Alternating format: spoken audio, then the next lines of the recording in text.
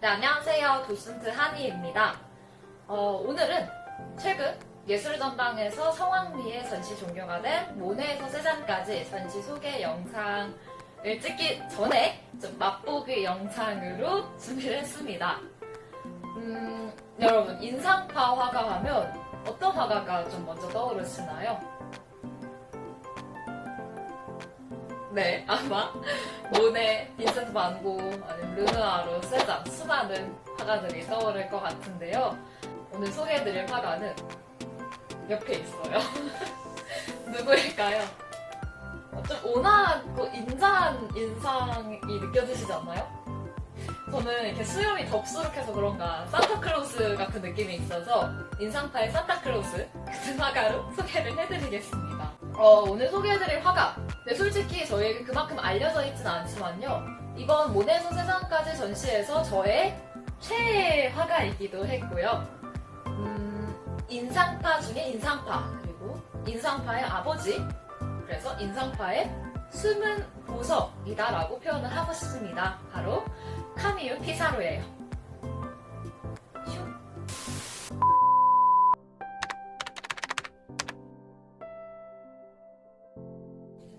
카미유 피사로는 1830년 7월 10일 버지니아 아일랜드 출신의 화가인데요. 12살 때 처음으로 파리 근교 파시라는 곳에서 유학 생활을 했다고 해요. 그때 부모님은 공부하라고 보냈는데 그때 열심히 그림에 매료되어서 처음 화가라는 꿈을 가지게 됩니다. 이때 화가라는 꿈을 처음 가지고 다시 고향으로 돌아왔을 때 사실 부모님은, 특히 아버지는 아들이 가업을 이어나가길 바랬다고 해요. 피사로는 가업을 이어나가기보다는 자기가 하고 싶었던 그림, 이 화가가 되고 싶었기 때문에 22살의 나이로 집을 뛰쳐나갑니다. 가출을 해서 그때 화가 친구들을 만나서 교류를 하면서 그림을 그리기 시작하고요. 다시 3년 후에 집으로 돌아가서 저 정말 화가가 되고 싶습니다. 왜 자식 이기는 부모 없다고 하잖아요. 그래서 결국 아들의 꿈을 지지해주기로 부모님도 결심을 합니다. 그래서 그해 1855년도 가을 처음 파리로 가게 되었고요. 그 1년 뒤 1856년도 파리 에콜데 보자르, 우리나라 치면 서울대 미대예요. 여기 들어가서 공부를 합니다. 근데 사실 이 에콜데 보자르 학교에서는 모든 걸 다 가르쳐주진 않기 때문에 그 주변에 말하자면 학원, 모임 같은 거죠. 거기에 모여서 그림에 대한 토론, 여러 가지 의견을 주고받는 장이 있었다고 해요. 역시 피사로도 아카데미 쉬즈라는 곳에 들어가게 되고요. 여기서 중요한 인생 친구들을 두루두루 만나게 됩니다. 이 아카데미 시즈에는 이미 모네, 르누아르, 시슬레가 함께 공부를 하고 있었고요. 이들과 같이 친구가 되면서 피사로는 풍경화에 대한 생각을 점점 발전시켜 나가면서 또 자기만의 스타일을 만들어 나가는 시기로 도약을 합니다. 사실 이 이전까지 피사로는요, 주로 이렇게 그림을 그렸어요. 굉장히 아카데믹하게, 사실적으로 정말 붓터치감 하나도 느껴지지 않게 섬세한 터치감으로 사실적으로 똑같이 묘사를 합니다. 인상파 화가들을 만나면서 색채도 확 밝게 변화를 하고요. 그 이후부터 이렇게 자연 풍광을 야외에서 빠르게 보고 그림을 그리기 시작을 합니다. 당시 많은 파리 살롱전에도 작품 출품을 하고요. 1863년도 만의 올랭피아 작품으로 많은 논란이 되었던 이 낙선전에도 피사로와 친구들은 출품을 합니다. 이 친구들과 함께 10년이 흘러서 같이 제1회 무명 작가 협동 전시회를 기획을 해서 개최를 합니다. 심사위원 따로 없고 참가비만 되면 누구나 거기에 작품을 전시할 수 있었던 전시회였다고 합니다. 이게 오늘날 와서는 제1회 인상파 전시회로 알려져 있는데요.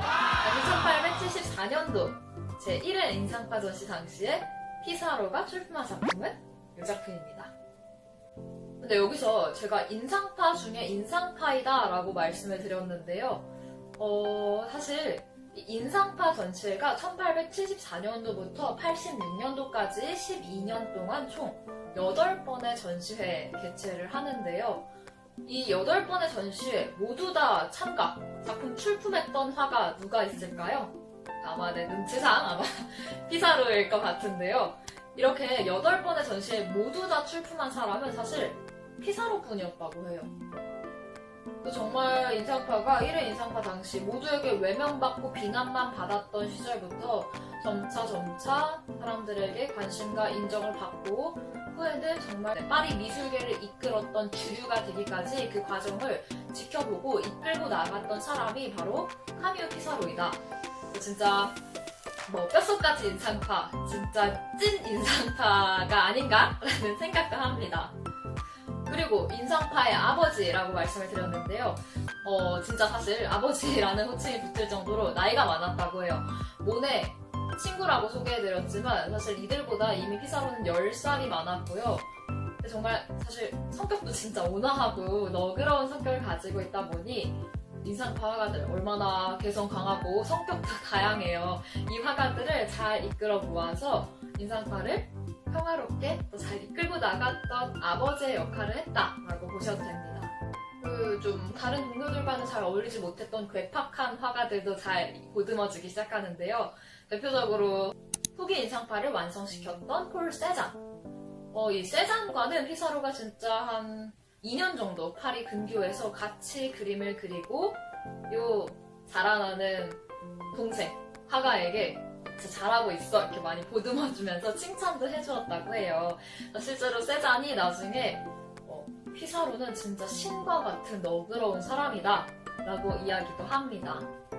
그리고 이제 인상파전이 쭉 진행이 되면서 마지막 제8회 인상파전에 와서는 좀 새로운 그림들이 튀어나오기 시작하는데요. 전묘법, 신인상주의, 조르주 세라라는 화가가 등장을 합니다. 피사로가 이 세라의 작품을 보고 되게 그 매력을 봤던 것 같아요. 사실 자신은 인상파 화풍에 또 익숙해지면서 무언가 새로운 게 없을까 갈망하고 있던 시점이었고요. 그래서 이 세라를 찾아가서 전묘법을 좀 가르쳐달라고 이야기를 합니다. 사실 이 제8회 인상파 당시에는 이미 피사로의 나이는 50대, 진짜 아버지의 나이였어요. 근데 당시 세라의 나이 20대입니다. 50대. 선배 화가가 이 후배 화가를 찾아가서 전묘법 어떻게 하는 거야? 라고 물어보며 가르침을 받길 원했던 거죠. 여기 정말 한 자기 스타일에 안주하지 않고 끊임없이 변화해 나갔더니 새로움을 추구했던 자세가 또 놀라운 화가인 것 같습니다. 네, 전묘법을 세라에게 배우고 난 뒤에 이렇게 화풍이 좀 변화를 합니다. 훨씬 붓터치감이 짧아진 느낌이 있을 것 같은데요. 그리고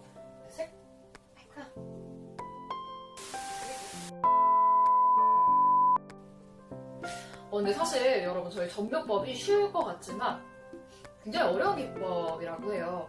야외에서 스케치를 하고 스튜디오 내부에 들어와서 색을 하나하나 다 생각하고 고도까지 생각하면서 정말 오랜 시간, 긴 시간 동안 작업을 합니다. 정말 열심히 찍어야 하니까요. 이 피사로는 전묘법 자체가 자기랑 완전히 딱 맞는 화법은 아니었던 거죠. 그래서 이거를 조금만 받아들이고 자기 화법, 인상파 스타일로 다시금 돌아갑니다. 다시 돌아왔을 때의 작품들인데요.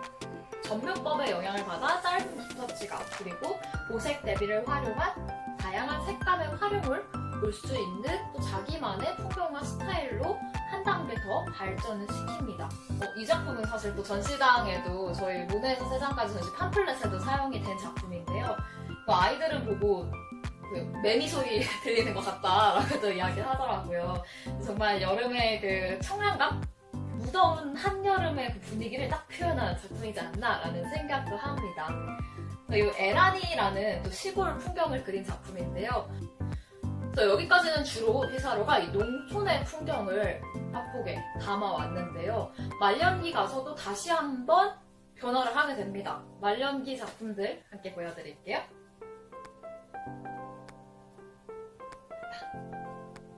네, 이렇게 말년기에는 농촌이 아닌 도시 풍경을 또 주로 그리게 되는데요.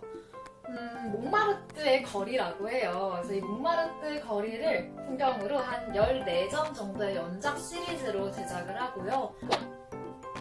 겨울에 몽마르트 언덕의 모습이고요. 그리고 이번엔 밤거리.